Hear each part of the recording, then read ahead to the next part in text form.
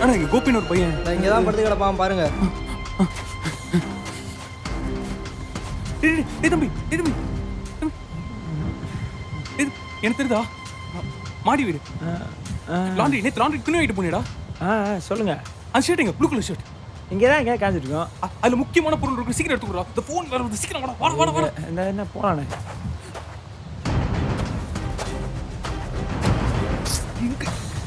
இங்க இருக்கு பாருங்க.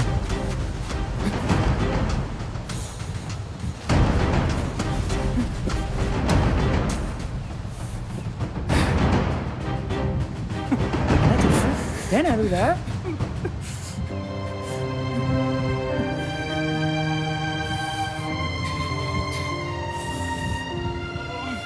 இந்தாப்பா தம்பி, இங்க வாங்க.